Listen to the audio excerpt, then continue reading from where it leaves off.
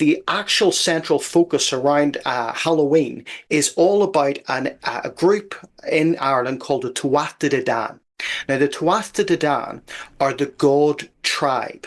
Okay, so these are special beings that came to Ireland who taught man how to do metallurgy, taught man how to do build weapons, taught man how to war, taught women how to do magic and all of this type of thing, right? The same that we see in the apocryphal book of the First Enoch in terms of the Watchers teaching man how to do all of this stuff, right? Azazel, Shemieza, all of this stuff, right? This is what the Tuatha De Dan are. They are watchers. In the story, the Tuatha De Dan disappear into portals, right? And this is where we get Samhain from. The veil becomes lesser at Samhain, at Halloween, and they come out. And they would come out, and this is where you get different world traditions, such as the Wild Hunt, where they would go around and you would see all of these figures from the other world, Tír na nÓg in Irish, and they would go out and they would grab people back. Now, this shows you that these entities are principalities and powers. They are not some fun-loving entities. It is not just a case of dressing up.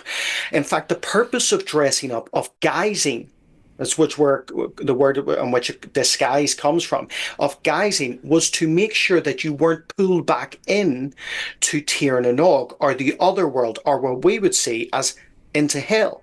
So all of this, it's not some sort of innocent thing.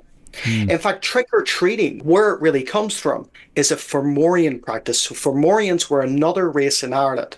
They were the giants, or what we would see as the Nephilim. Huh. And what would happen is every All Hallows Eve or Samhain, they would come to the people and they would demand a tax from the people. And they would demand a tax, and if you didn't pay the tax, they would take your children. So it's not an innocent type of practice. Wow. And when people start to say, well, we just do a harvest ceremony or we do a trunk or treat and stuff.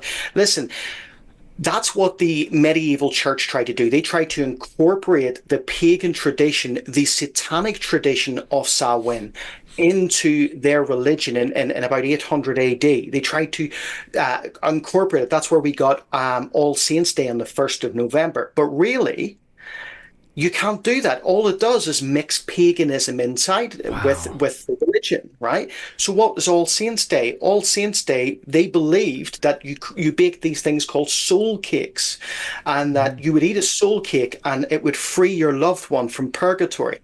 Well, that's not biblical. Jeez. That's the mesh of paganism with Christianity.